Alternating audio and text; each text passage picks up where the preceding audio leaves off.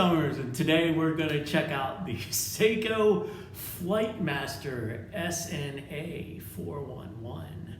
So what I'm going to do today with this video is I'm going to show you the watch, then I'm going to take it outside, let you see what it looks like outside, and then give you some history background to Seiko and the Flightmaster watches. Finally, I'll give you my opinion on what I think of this watch.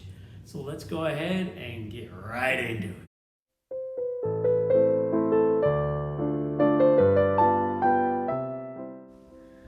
All right, we have the Seiko SNA411, aka Flightmaster. So with this watch, we have a lot going on with the dial. We have a bezel that rotates in 2 directions, which is nice to have. And it feels really good as we turn it through its positions. It doesn't click through, it's a smooth feel to it, but well built. And then we have multiple layers on this dial, where at the very bottom we have Seiko, which is applied onto the dial. And in addition, we have applied markers at 1, 2, 4, 5, and such. And these markers are where the loom is applied, as well as to the hands of the watch. And I must say the loom is really good. We have a chronograph function, and the chronograph function as what, let me show you how it works here. We have a screw down pushers. So this is because the watch is water resistant, and it helps to have the screw down pushers. So you have to unscrew them here. Once you're finished unscrewing them, to start the chronograph, you just press that. You see it's going right there, and that really is quite easy. You just have to remember to unscrew the screw down pushers. What's nice too, as I point out there, is the yellow coordinating dials for the chronograph, and that way you can tell right away which of the hands and dials are related to the chronograph. You see, I just pressed it, and pressing that bottom button resets it. So it's just like any other chronograph. When you press the top one to start it, stop it again with the top one, and then you can reset it with the bottom one. The case material is, the glass rather, is made of a hard lux crystal. I haven't had any problems with it. Some people I know have very strong opinions pertaining to the hard lux crystal, but for me it just works out okay. It's not as durable as sapphire, but yet it seems to do a pretty good job. And if you look on the side view here, we can see how that glass is domed a little bit, which is really nice. It adds to the allure of the watch. Now, we will take a look at the alarm on this watch, which is a nice feature, but it's a little bit complicated to go ahead and use. How you do it is you pull the crown out to the first position, and then what you do is you set the time of the alarm part of the watch. And you see me showing you too that the first position also controls the calendar. But you pressed rather the date, but you press that bottom one multiple times, and you have to get it at the right time. So it's at 7:05, and if we wanted to set the alarm, first we have to set that time to, in this case, for this example, 6:30, and that will take a tremendous amount of pressings of that bottom button. But once you did get it adjusted, what you would do is then you would push the crown back in, and then you pull the crown back out to that first setting, and then push the bottom pushers to where you want to set the watch, and that will be your alarm time. Be careful though, if you pull it out too far, everything resets on the bottom. If you go to the second position, and you'll have to start this whole process over again, which can be quite frustrating. But it is nice that there is a feature of the alarm on the watch. Makes it all the more interesting. I wouldn't really use it to try to wake up like a waking up alarm, because it's not really that loud, but it's good for if you have some reminder during the day, whether you have to take medication or you need to pick someone up at a certain time, and that's good for that.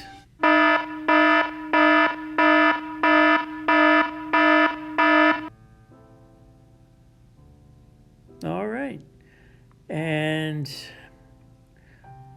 we have the side of the watch.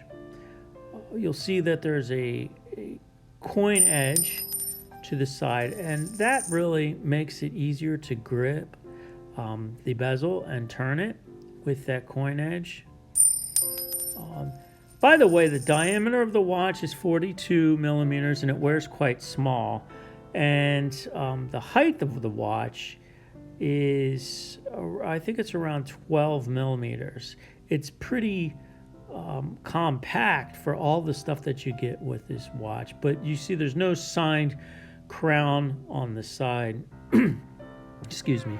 There's no signed crown on the side, and that would have been nice, but they just didn't put it there. And it is not brushed. It's kind of a shiny surface there. Also on the bracelet, we have a shiny surface in the middle, but we'll get to that in a second. The back of the watch, I guess it's brushed. There's not much really going on with the back of the watch. It says Seiko. I haven't taken the sticker off yet. But it's pretty simple on the back of the watch. And I do want to spend a little bit more time talking about this bracelet here rather than the back of the watch, because the bracelet is well made. It has a polished middle of the bracelet, and the sides are brushed. It's really easy, I might add, to adjust the size of the band. You see these arrows right here? You put your pusher in there, whatever you're using to push through that hole that's on the top, and then you can push out the pin. It's quite easy to adjust. There are a bunch of sources on YouTube where you can see how to adjust a band. I'm not going to do that here for today's purposes, but it's quite easy on this watch. I don't know about this line here in the middle. That's something there that's kind of strange. The buckle is really nice, the way it clasps. It's very, very solid, and you see how we just push right down on that, and it's not going to open up by accident. You open it here by pulling that up, and then unlike most watches right there where you don't go, grabbing it, and it's not opening. Well, the reason why it's not opening is because you have to push these two buttons here to the side and do it that way. It's a butterfly clasp, and really easy to use. So that right there is the watch. Let's see if we can get it to stand up here. Maybe not. It's kind of tricky to get it to stand up on the side, or it's on this way, but well, anyways, there's our watch.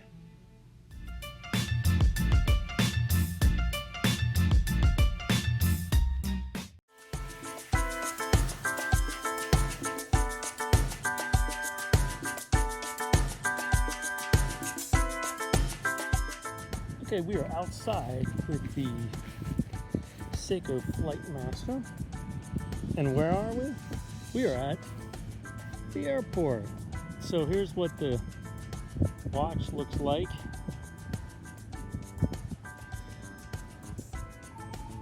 See that dial? Beautiful, gorgeous dial against the beautiful, gorgeous plane.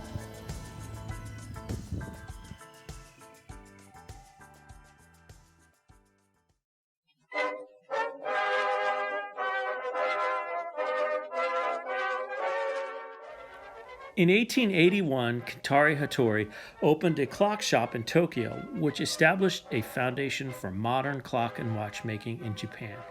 This new brand was titled Seikosha. The store was the direct ancestor of the current Seiko Corporation Tokyo, which is the parent company of Seiko Corporation of America. 11 years later, Hattori opened a clock factory with 10 employees. 2 months after its inception, the first dozen clocks were produced. In 1895, the production of pocket watches began. Following that trend, the company began to produce alarm clocks in 1899, which was followed by the introduction of table and musical clocks in 1902. In 1912, Hattori began considering ideas regarding the production of a Japanese wristwatch. The following year, his company began working on the first Seikosha wristwatch to ever be made in Japan. In 1924, the Seiko brand was officially created. The first watch, called Seiko, debuted in 1924. The watch had a 24mm case made and a 7-jewel movement. Its small second subdial was standard all the way up until 1950. When the Seiko Super debuted as the first Japanese watch with the central seconds hand. In 1956, Seiko introduced the Marvel, a mechanical watch for men created through the introduction of a new policy focusing on beauty, high durability, and high accuracy. In 1960, the first generation Grand Seiko was born. The Grand Seiko set a new standard stricter than the world's highest accuracy standard. The Grand Seiko became the world's finest watch, both in reality and in name. 10 years later, the Flightmaster pilot's watch started as an automatic watch in 1970. The Flightmaster has come full circle in that it started as an automatic watch and then became Quartz, then a kinetic watch, back to being an automatic watch, and now Quartz again. We see several evolutions of the Flightmaster, which was rarely officially named the Flightmaster. And in fact, Omega had the original Flightmaster introduced in 1969, which was sort of a dud with sales and went out of production in 1972. Seiko was constantly evolving, and the pilot's watch that are endeared by watch aficionados as Flightmasters, or as dubbed by TGV, Flighty, is indeed interesting, but a bit weird. Notable examples of the Seiko pilot's watch's evolution are the 6138-700X, known as the Calculator. It's one of the most unique 6138 chronographs available.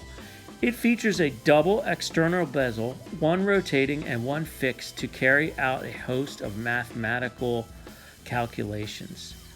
Although made completely obsolete by digital calculators, performing these calculations mechanically is quite amusing.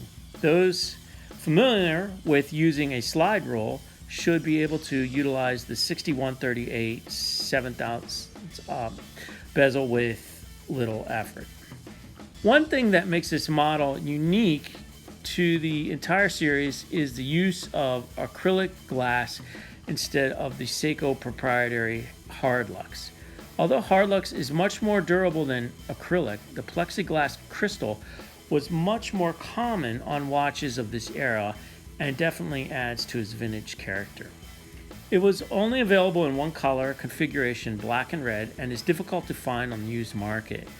As a result, prices can be a little higher for this unique iteration of the 6138. Between $900 and $2,000 is what I've found. Also, an interesting Flightmaster model, SBD S001, often dubbed the Frightmaster, due to its 44mm size. SBDS 001 Flightmaster is one heck of a nice watch, and one of Seiko's best mechanical chronos, using the spectacular 6S3740J automatic with manual winding. Finding one of these can be a challenge, and you'll pay for it. Up to $4,000 for watches in excellent condition, $1,800 in decent condition, maybe less if you're lucky. Then there was the Quartz 7T34 Flightmaster Sky Professional of the early 1990s. Overall, this is a very nicely made 4-dial multi-function quartz alarm chronograph with a slide rule bezel and dial designs that hinted at the current model. Usually can find one of these for around the $150 range. Then there was the Kinetic 5M45 Flightmaster with GMT feature. It was a kinetic watch, has a self-winding movement just like an automatic, but it uses a quartz timekeeping mechanism. The capacitor transfers energy to a quartz crystal, which vibrates at a high frequency to run the gears at a consistent rate. Today's Flightmaster is nothing like the AGS Kinetic Flightmaster that Seiko developed with long-haul pilots in the 90s. It is an affordable quartz chronograph designed specifically for pilots and engineers. With its built-in rotary slide rule, 60-minute chronograph, and an analog alarm function, the SNA411 makes an excellent choice for those looking for a low-maintenance and feature-packed watch for flying or traveling.